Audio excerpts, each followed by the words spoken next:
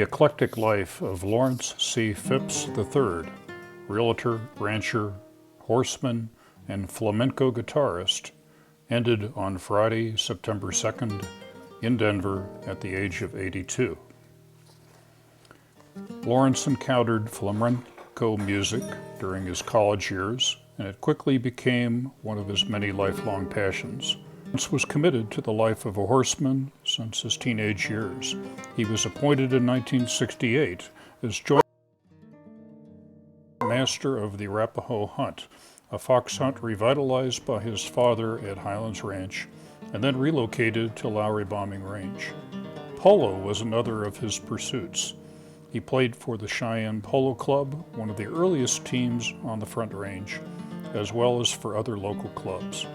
In both the fox hunt and polo communities, he is remembered for introducing and welcoming an abundance of new members to the club. He moved in the 80s to the Quarter Circle Bell Ranch in Elbert County, where he raised Limousin cattle until his death. At the ranch, he and his wife Marie resumed the tradition of weekly events by hosting Tuesday evening dinner parties for friends and neighbors over a 12-year period. He is remembered by many extended social circles of friends and family for his sharp wit, animated spirit, and gift for telling stories.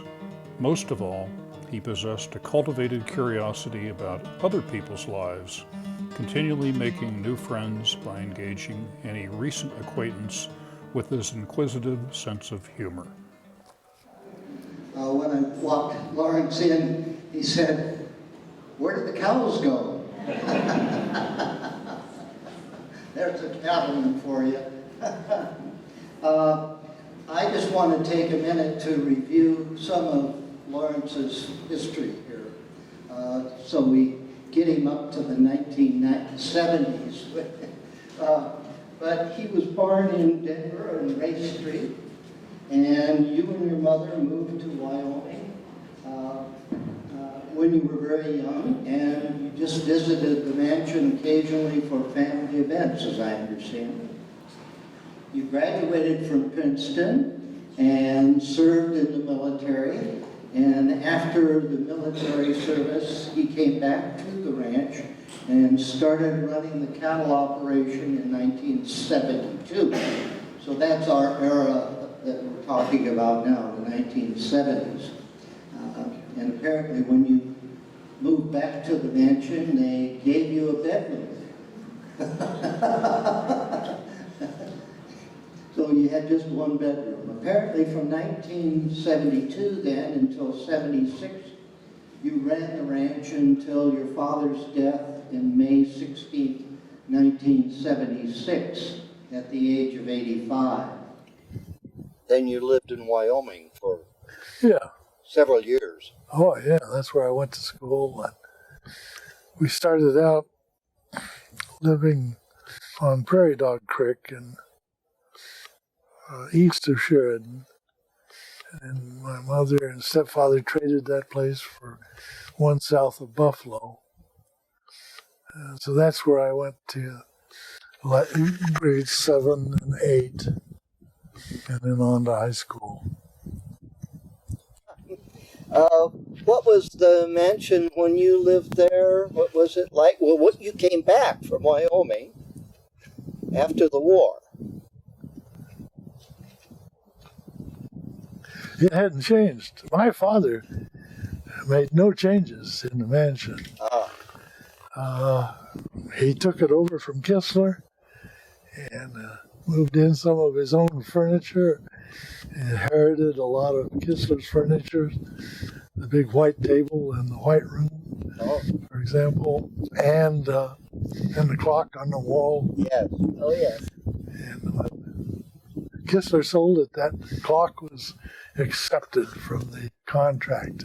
Oh. Kistler was supposed to come and get it. And then our lawyers, when they saw it in my father's estate, they said that clock is personal property.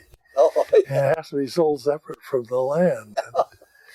And I had to take them back and show them how there's a fireplace behind that clock and a 4-foot thick wall. Yeah. Yes. And I guess, with explosives and a backhoe, you could get that clock. But Well, Yeah. but otherwise, it'd sure be hard. Yes. And Yes. it was hard to explain to those lawyers that that was not personal property. Yes. well, we love having it. They have it running again. Good. Yeah. That's first news. My father got it running once Really? in my lifetime. That was Uh-huh. No, it is running. It gongs on every 15 minutes and on the hour. And oh, I know the gong. Yeah. Yes, it's Yeah. wonderful. Yes. Yeah, he got it running for a couple of years and then it fell silent. So that's it. A full life, well lived. Lawrence, we will all remember you and miss you very